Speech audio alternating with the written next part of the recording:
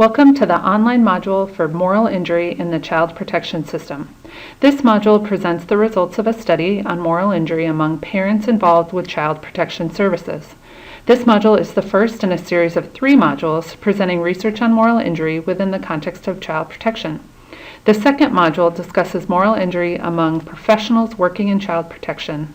And the third module discusses coping with and potential solutions for moral injury.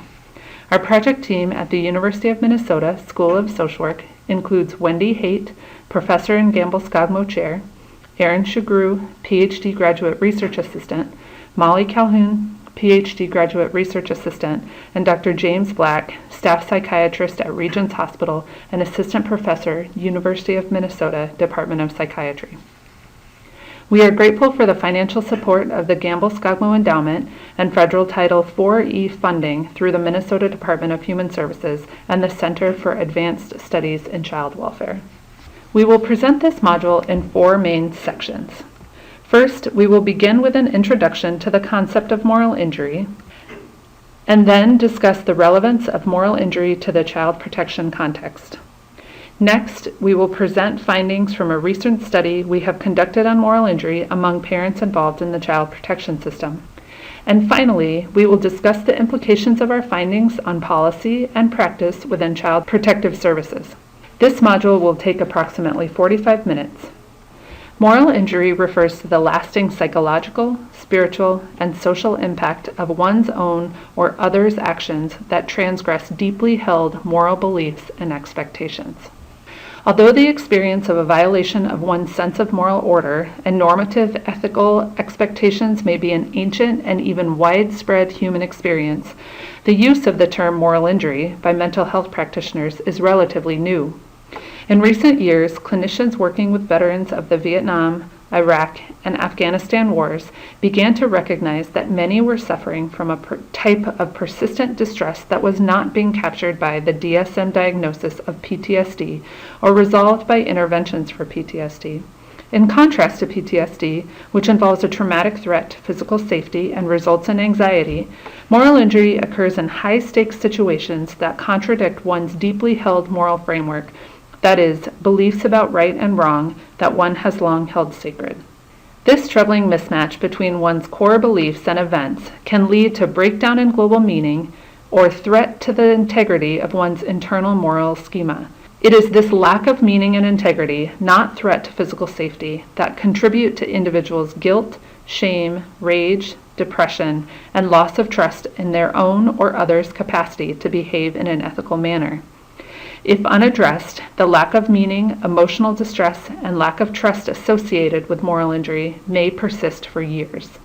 Although research on moral injury has focused on military personnel, clinical reports and qualitative research accounts of moral injury within other populations provide a context for understanding possible moral injury occurring among parents and professionals involved with CPS. Arthur Kleinman described the struggles of humanitarian aid workers and those surviving Mao's Cultural Revolution. In these contexts, the moral values that mattered most to them were transgressed, resulting in feelings of chaos and despair. Robert J. Lifton described how atrocities committed by American soldiers in Vietnam and Nazi doctors resulted in lasting moral harm. These perpetrators expressed guilt, rationalization of their immoral behavior, numbing of emotions, and complex forms of self-sabotage. In her qualitative interviews with homeless women with a history of intimate partner violence, Ott found themes consistent with moral injury, including betrayal and trust issues, social problems, spiritual and existential issues, psychological symptoms, and self-deprecation. Hartman described experiences of moral injury in African American women with a history of substance abuse resulting in feelings of social isolation and shame. Given the potential relevance of moral injury to a variety of high-stakes socio-cultural contexts, we examined the applicability and significance of moral injury in the arguably high-stakes context of child protection services, or CPS. CPS provides a high-stakes setting for parents who are threatened with the loss of their parental rights and dissolution of their families. Additionally, morally injurious events may occur within contexts in which actions or inactions by people including both themselves and professionals, or systems entrusted with helping or protecting vulnerable individuals, including children and families, instead cause harm. If involvement in CPS places parents at increased risk of moral injury, then moral injury is a critically important construct for policymakers and practitioners to understand and address for effective, ethical child welfare practice. The research questions that frame our study are as follows. First, do some parents experience moral injury in relation to their experience with CPS? And if so, what do parents identify as morally injurious events? And how do parents describe the psychosocial effects of morally injurious events?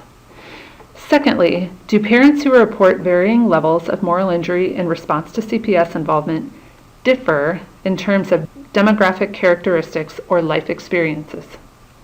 We employed a mixed methods design for our research on moral injury and CPS-involved parents.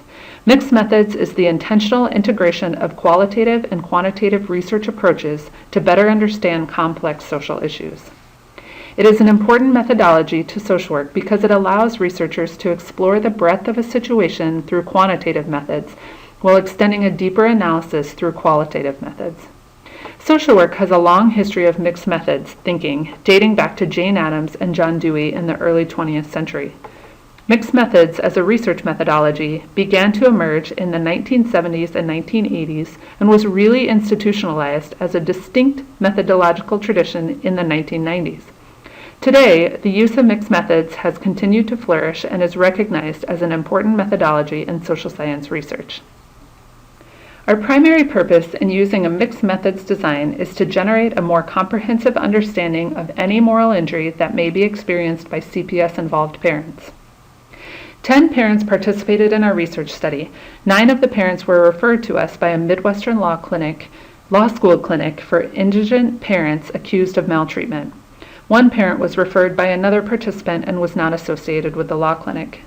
We purposely sampled parents with previous involvement in CPS within the last 1 to 3 years and whose children had been placed outside of the home. 5 parents had closed CPS cases, 4 had open cases, and 1 was in the process of appealing a termination of parental rights, or a TPR. Additionally, we deliberately sampled professionals serving in diverse roles on CPS cases within the previous year. Our participants were 13 CPS social workers, 5 county attorneys who prosecute parents accused of maltreatment, 5 guardian ad litems, or GALs. GALs work for the state collecting information from parents and children to determine the best interests of children, 10 certified student attorneys from the law clinic who as second or third year law students have passed an exam allowing them to practice law under the supervision of a fully licensed attorney, and 5 clinic and parent support staff. These staff members included 2 disposition workers in the public defender's office, the director of the law clinic, the coordinator of the parent mentor program associated with the law clinic, and the social work intern supervisor at the law clinic. To assess moral injury quantitatively, the present study employed a modified version of the Moral Injury Event Scale, the MEES, to identify any moral injury in parents involved with child protection services. The MEES is a 9-item self-report scale designed to identify exposure to potentially morally injurious events among military veterans. Items on the scale are generally applicable to many contexts. For example, I witnessed others' immoral actions. I am troubled by having witnessed others' immoral acts, and I am troubled by having acted in ways that violated my own morals or values. Several items referring to betrayal by leaders and others within the military were reworded to be appropriate to the CPS context. For example, I feel betrayed by professionals who I once trusted. The modified version of the MEES used in this study is an 8-item self-report scale. Using the modified MEES, parents were asked to reflect on events surrounding their CPS involvement and to consider the term moral to refer to their own beliefs and values about right and wrong. Using 6-point Likert scales ranging from strongly disagree to strongly agree, with higher scores indicating more moral injury, Participants were asked to indicate the extent to which they were exposed to events they found morally problematic and the extent to which they were troubled or are troubled by any transgressions. Scores were calculated for 3 scales involving transgressions by others, betrayal, and transgressions by self. To expand our understanding of CPS-involved parents' experiences of any moral injury, we use semi-structured interviews to prompt participants to narrate any experiences of moral injury they identified through the MEAS. More specifically, participants were asked to elaborate their responses to items on the MEAS on which they scored 4 or above during the semi-structured interviews. For example, the researcher would ask, "I noticed that you chose moderately agree when responding to the question. I acted in ways that violated my own moral code or values. Can you tell me a little more about what happened?" After describing the events and context associated with their moral injury, participants were asked to talk specifically about the feelings they experienced in association with the identified events. Participants were also asked if the morally injurious events and their associated feelings affected their self-perception, their relationship with others, or their actions and behaviors. Professionals were also asked to reflect on events parents may find morally injurious and provide descriptions of their observations of parents' responses. Each interview was audio recorded and transcribed. Themes were induced through analytic induction techniques and then coded by 2 independent researchers. Any disagreements were resolved through discussion and consultation with a 3rd researcher. In regards to our first research question, do some parents experience moral injury in relation to their experiences with CPS? We will present the data from CPS-involved parents. Our first table provides more information about the characteristics of our sample of parents. We have assigned a pseudonym to each parent. All parents in our study were over the age of 21. 4 parents reported their ages as under 36, referred to as young, and 6 parents were between 36 and 65, referred to as midlife. 1 parent did not report her age. 5 parents identified as Black and 5 identified as white. With 3 exceptions, Hazel, Ingrid, and Beth, all parents reported incomes below the 2016 federal poverty level.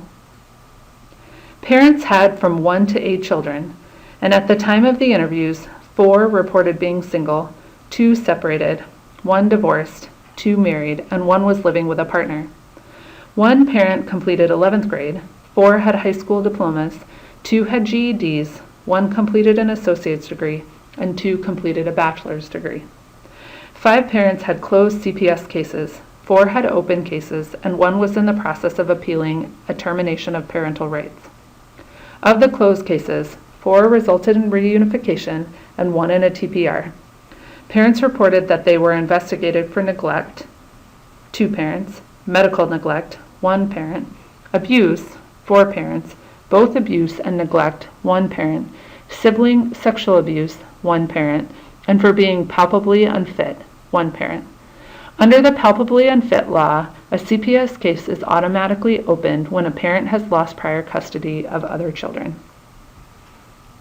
Our second table demonstrates that some CPS-involved parents do experience moral injury as a result of their own parenting behaviors, but also as a result of their involvement with professionals and within systems.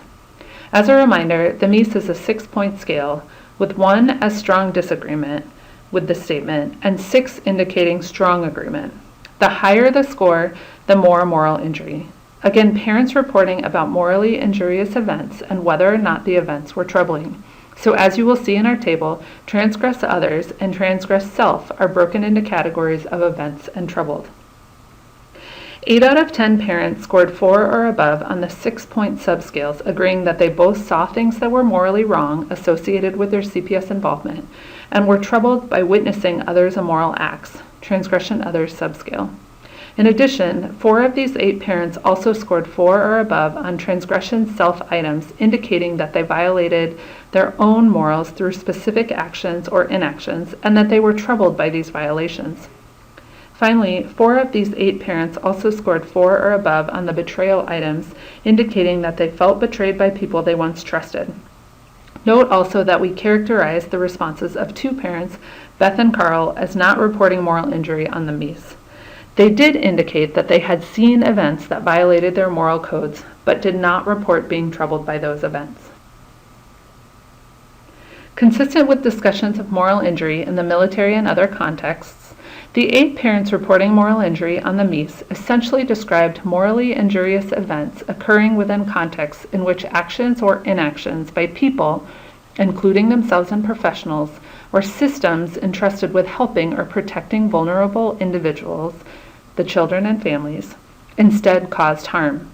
They identified a number of specific events surrounding their CPS involvement that we have grouped into 7 categories: professionals' problematic behavior, problematic services, parents' actions, adversarial system, bad laws and policies, biased system, and harm to children. The first 3 categories are shown here. The first category is professionals' problematic behavior. 9 parents described morally injurious events involving professionals. They perceived the adversarial stance taken towards parents by some professionals, as well as others' lapses in professional behavior, as injurious to children and families. More specifically, they described some professionals' actions to be unethical, dishonest, vindictive, or lacking in compassion. Relatively fewer parents focused specifically on professionals' competence. 3 parents, however, characterized morally injurious events as stemming from incompetence, such as a lack of communication and misinformation. 3 of the parents were also troubled by what they perceived to be biased, sexist, racist, and/or classist treatment by professionals. The second category is problematic services. 9 parents described morally injurious events associated with problematic services. More specifically, all 9 parents described morally injurious events unfolding from the failure to provide services that were appropriate to the family's needs. Some parents stated that services that were provided were not helpful or adequate. Parents characterized some services that were mandated as cookie cutter and harmful because they increased the stress felt by their already pressured families without benefit. 8 parents also reported morally injurious events resulting from poor quality foster care. They described a double standard of care such that unacceptable conditions, e.g., dog bites and rashes, that would trigger action for families involved in CPS were allowed to continue in foster homes. The third category is parents' actions. 6 parents described events involving their own actions or inactions as morally injurious. We'd like to share a few reflections from parents with you. Anne contacted the police about her son because he had sexually abused his younger stepbrother. Once the police became involved, however, CPS was contacted because she had whooped him in response to this behavior. She struggled with workers she perceived as lacking in compassion. She explained, "Like I told the supervisor, I said, my problem with child protection is that you have some people that are really passionate about this and really trying to get families back together and really trying to get stuff together or trying to get a child protected. Then you got some. This job is just a check for me.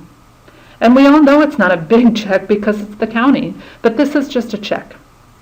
Quote, it's something for me to do. I went to school for it. It's my license. Oh, well," unquote. So it's not treated as a serious situation. You're not thinking of families that have to really suffer behind this.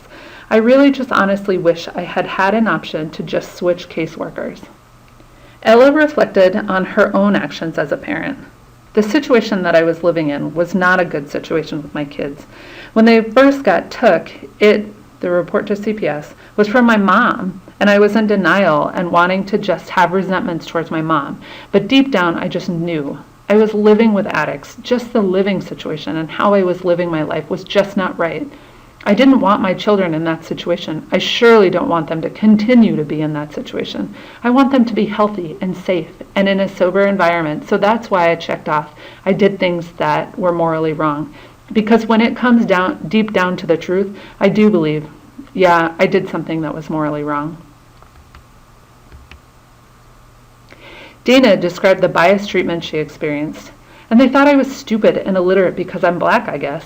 All black people don't finish school. Like, no, I'm not illiterate. I might talk a little with an accent or a little ghetto sometimes, and you might not even understand what I'm saying, she laughed. But I'm not illiterate. The next three categories of events surrounding CPS involvement are covered by this table. The fourth category is adversarial systems. 7 of the parents described morally injurious events as arising because of a system that is adversarial. The narratives given by parents portray morally injurious events as occurring because of a system that allows attacks on parents, many of whom are already under stress. Parents described a number of specific adversarial behaviors and practices. They include taking parents' behaviors out of context and distorting them, dehumanizing and shaming parents, and using their normal human responses of grief, trauma, and anger against them. More specifically, 6 parents reported being publicly shamed. A few parents also described that their normal distress in reaction to events surrounding child welfare involvement was used against them, or that events surrounding their worst day as parents were distorted and taken out of context, and that their experiences with child welfare were dehumanizing. The 5th category is bad laws or procedures.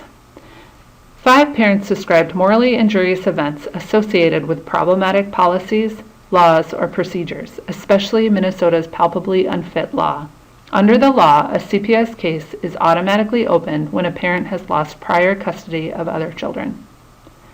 The 6th category discusses a biased system. 2 of the parents reporting moral injury on the MEAS and 1 who did not described morally injurious events as a result of biased treatment within the system. This bias included systemic sexist, racist, or classist policies and practices. Reflecting on the adversarial nature of the system, Grace explained, once you get into CPS, you are automatically wrong. You are automatically the criminal, so it doesn't matter what you think or what you actually did. They deem you as a wrongdoer in some way, then you are. Period. And you just have to find your way out of it. Jen described the shame that she incurred. They shame parents. They shame them to the core. They shame them and make them feel worse. Even if it's something that they didn't do, they're shaming you for something that they have no knowledge of or no control over. They shame them for something that's not even real. So they're just wrapping us all up in this package. Basically what it is I look at it like combat. You're forced to fight for something with all of these obstacles in your way. And I saw the end price. The only thing I needed was my children, and I fought for them. If I had let this get in my way and said, they're unfairly blaming me for this and that, I never would have gotten my children back. I mean, truly. I mean, I don't know what would have happened. It's like, unless you're willing to fight for what's going on, you've got to overlook the fact that there's inconsistencies, there's blame, there's shame. Dana described the reactions of professionals to her distress at having her children removed from her care. I told them, quote, if you found a parent and you took their kids from them and they wasn't angry, you need to keep them. I don't know no parent that you're going to take their kids, something that they carried for 9 months, birthed, loved, raised, and nurtured, and you take them from them. They can't see them and they don't know where they're at, and you tell me that I'm crazy because I'm angry? No. And Dana begins to cry. It's not right. I hate talking about this case.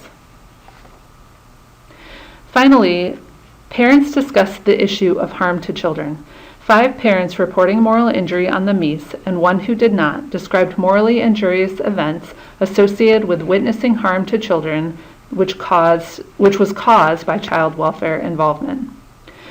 Throughout the interview, Fiona seemed overwhelmed by meeting the needs of her youngest child, who had a serious medical condition. CPS recommended terminating her parental rights to him, but this decision seemed to contradict her visitation plan. The inconsistencies exacerbated the family's emotional distress. She said, because as they say, now we're in the process of terminating my rights. But then if you guys are going to do that, then why have you been letting me get a visitation? Because at the end of the day, that's messing up my baby's emotions. It's messing up my emotions. It's also messing up my other kids' emotions. So you guys can't sit here and play this game where I will give you 2 days out of the week. 1 day is supposed to be supervised, and the next day is going to be unsupervised. Like, who does that? If you guys are going to do something, at least stick to it and don't just play a board game. And that's exactly how I feel, like it's a damn board game. This table illustrates parents' responses to morally injurious events. Consistent with previous clinical reports and qualitative research conducted in military and other contexts, parents described a variety of complex emotions, existential distress, and psychosomatic responses to morally injurious events. Also similar to the reports of military personnel described by Lifton and colleagues, some parents reported feelings of distress that persisted over extended periods of time and that negatively affected their function, and in these cases, as parents. Similar to Hartman's study of moral injury among women with a history of substance abuse, some parents also described a domino effect with morally injurious events associated with child welfare, precipitating other events that were morally injurious. Unlike previous studies, some parents also reported psychosocial growth as co-occurring with their moral injury. All 8 parents reporting moral injury on the MEAS, and both parents reporting no moral injury, described their primary response to morally injurious events as emotional distress. 7 parents explicitly labeled their feelings as anger, fury, or outrage. 6 parents described generalized feelings of emotional pain or trauma. 5 parents described feelings of powerlessness, being out of control, frustrated, or defeated. 4 parents felt betrayed, tricked, or bamboozled by professionals they had believed were there to provide them with assistance or support. 5 parents reported feelings of shame and humiliation. 5 parents reported feelings of guilt. 3 parents reported feelings of shock, confusion, disbelief, and being flabbergasted. 3 parents reported feelings of fear and anxiety. 6 parents characterized their emotional pain as persisting over extended periods of time. 5 parents also described existential challenges evoked by the morally injurious events. Their issues, however, focused on the meaning of their role as parents. Specifically, 4 parents began to question their capacity to function in their primary role as a quote-unquote good mother. 4 parents described a disruption of basic necessities of life, and 3 reported relapses of substance abuse stemming from morally injurious CPS experiences and resulting in additional moral injury. 4 parents also described psychosomatic issues such as stomach problems and trouble sleeping. For example, Anne described, "Well, I didn't have no sleep. I barely had sleep. My head was hurting all the time. I was having stomach symptoms. Blood pressure now is sky high." In contrast with the existing literature on moral injury, 4 parents, including the 3 who scored highest on the MEAS, also reported social and/or emotional growth as a result of their morally injurious experiences with child welfare. For example, Dana explained how her experiences with CPS provided a perspective that generally diminished her previously bad flame of a temper, saying, "Actually, it helped out with people in the world. I have a very bad temper. It's the temper for mess. I used to flip out on people if they put me in anything. I'm a very outspoken person. I'm going to tell you how the hell I feel when I feel it. So that's how I've always been. I used to be like that, but on a whole higher level. I was flames. When they," meaning CPS, "first hit me, I was in a calmer stage of me, but I still had the spark. But I was calmer because I had kids, because the CPS took me to a whole new calm. I just walk away now. I laugh at people and walk away like, you just don't know." Here we will share a few other parents' reflections. Dana expressed intense anger, grief, betrayal, and guilt, saying, "She was only 18 months, so I was livid. I'm not that type of parent. I'm not beating on my baby. I'm not just beating on my kids. I was like It took me a while to talk. It took me a week to get myself together to talk to that lady because I was thinking of ways to make that lady come up missing. Like, it was bad. I know a few parents, a few friends that lost kids as far as death, and that's what it felt like. Like my kids was just gone from me forever. And to have somebody trick you and take your baby like that I think they need to be straightforward. Tell me that you want to meet me and you're taking my baby. Let me prepare for this. Don't bamboozle me and send the police in here on me." But it was just like, okay, Dana, get yourself together. I had to get myself together. Jen expressed grief, emotional numbing, and lasting emotional scars over the removal of her children. I'm glad they were together in foster care, but it was absolutely a mother's worst nightmare. It was the worst pain I've ever felt in my life, absolute worst, beyond any pain. I just stopped myself from feeling it until I got my kids back. There was no way I could deal with that, because if I did, I would fall on the floor. And there was no way that I'd have the strength to fight for them. There will always be scars that we will have to live with. There will always be something that we will have to take forward with us. And we just try to deal with that as a family. It's something that should never have happened. It did, but it shouldn't have. For the most part, professionals' descriptions of their clients' responses to morally injurious events were congruent with parents' descriptions of their own experiences of moral injury. All professionals recognized that their clients experienced emotional distress, and many were aware of the existential issues that may diverge for parents. Equally important to qualitative and mixed methods analysis, however, is understanding how the perspectives between parents and professionals diverge. Professionals' and parents' descriptions of parents' responses to moral injury diverged in several ways. First, professionals recognized that parents were distressed, but relatively few described certain specific feelings of emotional distress widely reported by parents, such as betrayal, shock and confusion, and feelings of powerlessness and defeat. In addition, few professionals described the domino effect of morally injurious events that involvement with CPS may trigger for families. Also, no professional described parents as experiencing psychosomatic issues or psychosocial growth as a result of CPS involvement, experiences reported by 50% of the parents. Jen, a social worker working in the public defender's office, described her client's emotional distress. The clients feel very shamed. It's more likely to make them not try as hard instead of the opposite, or they get very angry, which again is such a normal reaction.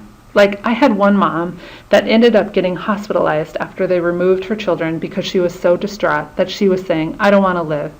And then it became this whole mental health thing, where then they're going, well, she has mental health issues. But that actually seemed like a much more normal reaction. And the humiliation of having to prove that you are worthy of being a parent, based a lot of times on the worst day of your life, becomes the defining thing that everybody knows about you.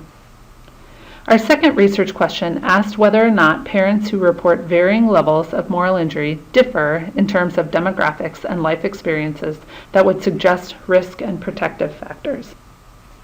Consistent with existing research and military contexts, the results from comparative case analyses of parents suggest that previous experiences of highly stressful or traumatic events, in these cases extensive histories of child abuse from primary caregivers, are sources of risk for subsequent experiences of moral injury.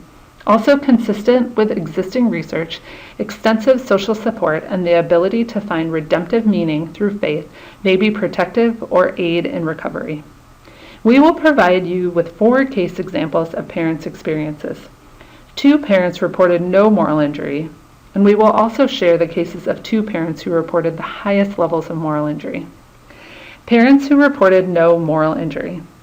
Based on the responses to both the meets and interviews, 2 of the parents, Beth and Carl, did not report experiencing moral injury in connection with their CPS involvement. Examination of their responses to the Meese and demographic questionnaire suggests that Carl and Beth have relatively little in common with one another. Although Carl is distinguished from other parents by being the only father in the study and having the most children, Beth has much in common with a number of the other mothers, for example, gender, race, and CPS finding of abuse, who report significant moral injury. Examination of the qualitative data, however, suggests sources of resilience from moral injury for both Carl and Beth. These cases will be discussed further in the next slide. Parents who reported the highest levels of moral injury. 2 parents, Grace and Dana, reported moral injury in relation to the self, others, and betrayal, i.e. on all 3 Meese scales. In elaborating these Meese responses, they both described substantial and lasting emotional distress, domino effects, and psychosomatic issues. Dana also reported existential challenges to her role as mother. Like the majority of other parents in our sample, these two mothers were both living below the poverty line. Aside from their ME scores, however, these mothers, like Carl and Beth, look very different from one another in terms of their responses to the demographic questionnaire and CPS case outcomes. Grace is a middle-aged white woman separated from her husband, and although Grace did not share the reasons for why her case was initially opened, her parental rights were terminated because of Minnesota's palpably unfit law described earlier. Dana is a single young black woman whose case was opened because of physical abuse, and she has since been reunited with her children. These two case examples also will be further explored. Carl is a white, blue-collar single father raising his children in a tight-knit Jewish community, which includes his parents and siblings. He was reported to CPS by his daughter's therapist, and all 6 children were removed from his home. A modest, soft-spoken man, Carl described a deep religious faith, optimism, ability to forgive, and an extensive social support system. He described his faith as a centerpiece of his life and a sense that things will just work out. He expressed a steadfast belief in himself as a fundamentally good, if imperfect, father who had never abused or neglected his children. He did report significant emotional distress during his separation from his children and at their unhappiness in foster care. Yet he expressed an understanding of why CPS had acted. Furthermore, he had forgiven his daughter's therapist and supported her continued work with his daughter because he believed that she was helping her with mental health issues. During his involvement with CPS, Carl felt supported by his family and community. He also felt that the clinic legal staff representing him made him feel supported and believed and legitimized his feelings. He described that such support helped him to keep a positive outlook and successfully reunify his family. Qualitative data from Beth suggests that not all ways of minimizing moral injury are necessarily conducive to healthy parenting or positive development towards necessary change. Beth is a midlife black single mother of 3. Her 15-year-old daughter, who has autism spectrum disorder, was placed in a group home after Beth beat her with a belt for running away. Biologically, Beth's children are her nieces and nephews, who she adopted when her sister was unable to care for them. Despite having parented the children since they were very young, Beth did not identify her as a parent and stated a number of times, "I'm not a parent and I don't have kids." She made it clear that these were not her children. She did not acknowledge any wrongdoing on her part and described coping through distancing herself. Furthermore, she entered into CPS services expecting that professionals would not be helpful. She was insistent that she was able to avoid thinking about her many struggles with her daughter and therefore does not experience stress. She described putting up a numb wall to distance herself from such situations and remain detached. She did describe feelings of anger that CPS workers won't listen to her even though she is knowledgeable about autism and has years of experience dealing with her daughter. It is also worth noting that even though these two parents did not report moral injury as measured by the MEAS, some of their reactions to experiences surrounding their CPS involvement were similar to parents who did report moral injury. More specifically, both Carl and Beth found the services they received to be inadequate to meet their needs. For example, Beth pointed out that her daughter continues to run away from group homes, reinforcing her belief in the ineffectiveness of professionals. Furthermore, both Carl and Beth reported emotional distress at their involvement with CPS. In addition, Carl was particularly troubled by his separation from his children, and Beth by problematic professionals and racial biases in the system. Grace is a middle-aged white woman separated from her husband. She grew up within a rural methamphetamine subculture. Consistent with existing research, she reports extensive exposure as a child to adults' physical violence, the experience of physical and sexual abuse, isolation from other families, and long periods without supervision as her parents recovered from meth binges. Also consistent with existing research, she describes being drawn into illegal activities, including using methamphetamine and serving as a courier beginning in middle childhood. She spoke very highly of the juvenile facility she was committed to at the age of 14. She described the time she spent there from the ages of 14 to 17 as the beginning of her childhood. Approximately 20 years later, she still spoke of her counselors by name. She encountered other child welfare and social service providers when she was struggling as a mother, and she described these people entrusted with helping her and whom she expected to help her as instead causing significant harm to herself, her children, and her family. In other words, the former trust she had in social service professionals and systems to help her, given her positive experiences in the juvenile facility, was violated by her later involvement with CPS. Dana is a young single black woman. Dana, whose 3 children and baby were placed in foster care, felt that child welfare workers, the guardian ad litem, and prosecutors acted immorally by their characterization of her in court. She observed that they were allowed to bash her and destroy her character, to portray her as a monster who wanted to harm her children, when in fact she had beaten her school-age sons to deter their unsafe behavior, which she reported as running around the neighborhood at night and without telling her where they were. She then described being the victim of actual childhood physical abuse herself. For example, her mother would punch her in the face until her eyes swelled shut and throw her down the stairs. She was adamant that unlike her mother, she would never hurt her children. She appeared particularly devastated and shamed by the assumptions professionals were making about her, as they threatened her deeply held sense of herself as a parent who would never engage in the abusive behavior she had experienced as a child. Consistent with Hartman's finding of increased vulnerability to moral injury among women with early exposure to abuse and trauma, what Grace and Dana do have in common is a history of significant emotional and physical abuse. Taken together, their cases, along with Hartman's study, raise the issue of the extent to which childhood experiences of abuse create vulnerabilities for later moral injury. It appears that most parents in our study experience moral injury in relation to events associated with CPS, including those involving professionals in social services.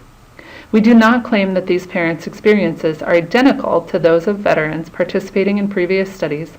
Nonetheless, the experiences of parents and veterans described do bear some commonalities.